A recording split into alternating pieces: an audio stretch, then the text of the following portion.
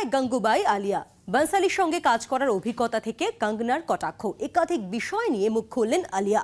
জি 24 ঘন্টার programming head Debapriya Dutta মজুমদারের প্রশ্নের উত্তরে আলিয়া ফাঁস করলেন রণবীরের সঙ্গে তার বিয়ের পরিকল্পনা।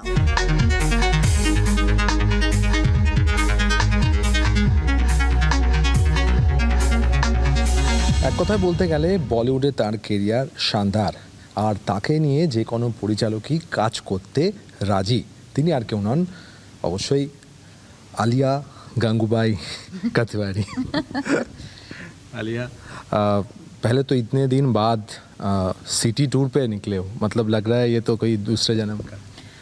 सिटी टूर में नहीं कहूँगी, बट जितना टाइम में हम जितना कर सकते we are trying, and it was very important for me to come to Kolkata. I thought कि ये एक गाना है जो मैंने आज यहाँ पे स्पेशली लॉन्च किया है। It was just a perfect fit to launch this song over here. तो मैं बहुत खुश हूँ क्योंकि यहाँ आके मैंने गाना भी लॉन्च किया और संदेश भी खाया। और ये जो मतलब जो दौर था, मतलब ये पैंडेमिक एंड ऑल, उसके बाद ये बर्लिन भी गए, तो ये कुछ स्पेशल है अलग से, ये फिल्म खास बन गया। ऑब्वियसली संजय लीला बंसाली तो स्पेशल है ही।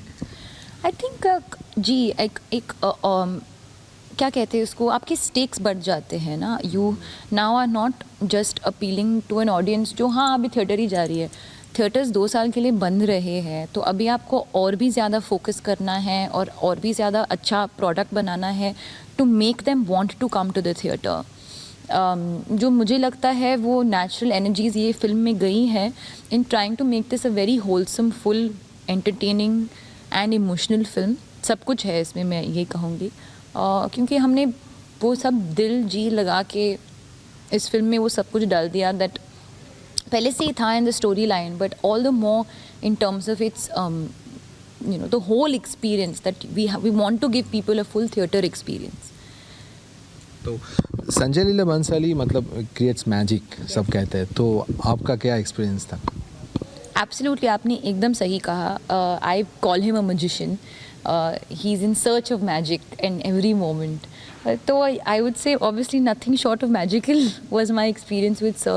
He is someone who I've looked up to all my life. But उनके साथ काम करके उनको थोड़ा सा समझ के to be directed by him, my respect for him has only grown like 1,000-fold.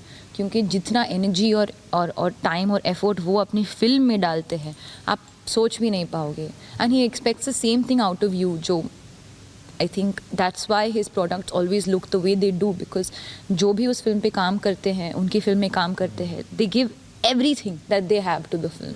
और पर आप पहले जैसे भाग गए थे ऑलमोस्ट, क्योंकि ये क्या स्टोरी था, मतलब क्यों? जैसे कि सर ने कहा मैं भाग गई थी, आई थिंक सर एग्जैजरेट कर, मैं भाग नहीं गई थी, बट हाँ मेरा चेहरा वेरी ट्रांसपेरेंट है, तो मेरे आँखों में उनको डर दिखा, इसलिए sir says that I ran away because I got scared. डर सिर्फ इसलिए था क्योंकि मैं कंफ्यूज हो गई कि मैं ये कैरेक्टर कर पाऊँगी कि नहीं। It's a Gangubai mafia queen, क्या मेरे अंदर उतना स्ट्रेंथ और पावर मैं जनरेट कर पाऊँगी, क्या मैं बहुत यंग हूँ, all those things cross my mind. But तब मुझे समझ में आया कि एक तो ये टाइम पीरियड जो है गंगूबाई का जो हम फिल्म में दिखा रहे हैं, it's from the age of 16 to 30, तो यंग एज का ही विंडो है, क्योंकि बहुत यंग उम्र में मैं बहुत पावरफुल बन गई। और सर को वो कॉन्ट्रास्ट चाहिए था कि फेस शायद सॉफ्ट हो पर अंदर स्ट्रेंथ है, आंखों में वल्नरेबिलिटी हो पर डायलॉग्स पावरफुल है, तो वो कॉन्ट्रास्ट सर को चाहिए था। And if that's something that he was उनका एक विजन था and he would believe in it, तो फिर I was no one to question it, इसलिए फिर मैं वापस आ गई। ऐसे सर मैं कहीं नहीं भाग रही हूँ, let's just do this together.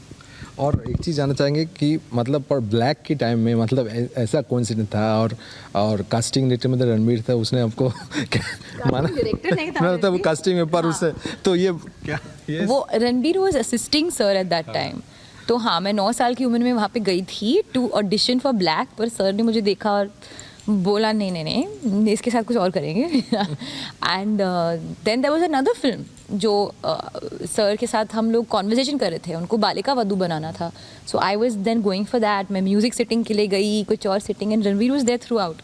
और एक्चुअली एक फ़ोटो भी है मेरा और रणबीर का, क्योंकि सर टेस्ट ले रहे थे मेरा, और उन्होंने this thing, so there was a picture that putting my head on his shoulder, but only I have that picture, nobody can see that picture.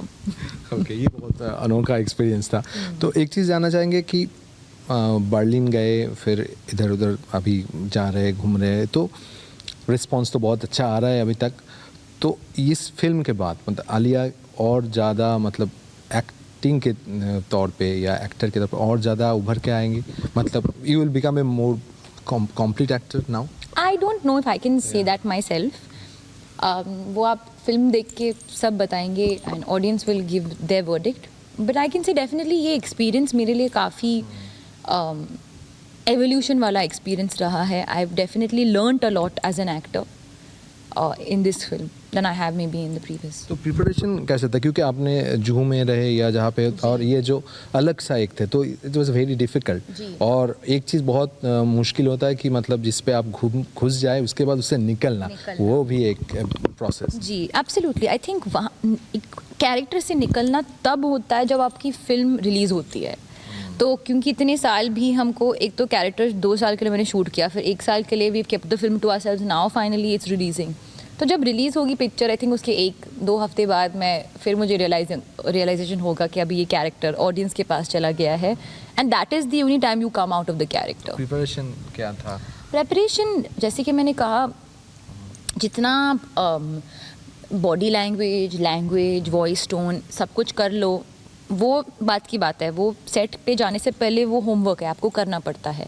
पर एक्चुअल कैरेक्टर जो बनती है वो सेट पे ही बनती है, और वो सीन्स करने के बाद होता है. तो my preparation happened before, but the character was made on set, and that is only happen through the conversation जो सर और मैं सीन के पहले करते थे. He would give me few words कि आप ये अपने दिमाग में रखो, think about this, she is feeling this, she has that, so many words, so many adjectives. I put that in my brain and then I made the full mental picture of the character. और एक चीज़ जानना चाहेंगे, फिर से कंगना जी ने आपको target किया, सिर्फ आपको नहीं, आपको पिताजी को भी टारगेट किया, क्या कहना चाहेंगे? कुछ नहीं कहना चाहूँगी. कुछ नहीं. और एक चीज़ जानना चाहेंगे कि अभी सब लोग मतलब आप करियर के एकदम पीक में हैं, फिर भी आपका मतलब शादी को लेकर इतना कुछ चल रहा है, तो एनीथिंग मतलब आपके फ़ैन के लिए, क्योंकि बॉलीवुड में बिग मैरिजेस हो रहा है अभी. आई अंडरस्टैंड कि क्यूरियोसिटी क्यों है. इट्स नॉट समथिंग दैट मुझे I don't get upset about it at all. पर मैं बस यही कहना चाहूँगी कि जब भी सही वक्त आएगा चीज़ों के लिए, वो आएगा, वो नेचुरली होने दो, वो पूछने से नहीं आएगा जल्दी या वट एवर. तो it's something that it will definitely happen in its due time. Alia Bhatt पहला मतलब जब आपने स्टार्ट किया तब भी आप कोलकाता में आए थे पहले मूवी के लिए, प्रमोशन के लिए, और अभी ये जो दौर है, इतने ये जर्नी का जब आप देखते हैं तो क्या लगता है, ये it's like a cinematic, magical, और it's a dream come true? It's definitely a dream come true. It's बहुत कम लोगों को ये अपॉर्चुनिटी मिलता है, so I feel very grateful for the whole experience. और मेरा बस ये एक ही मोटो है कि बस सर नीचे रख के आप हार्ड वर्क करते रहो, क्योंकि talent is one thing but hard work is सबसे, मतलब क्या बोलते हैं उसको, it's the most important quality to have in any industry and especially in the film industry. क्योंकि बहुत टाइम्स में आपको आपकी एनर्जी कम होगी, आपको मतलब कुछ इशू होगा, ये होगा, पर फिर भी आपको अपने आप को पीछे रख के आगे बढ़ना पड़ता है. And that only happens with a hard work attitude, कि जो भी है आसान काम नहीं करना है, हार्ड काम करना है.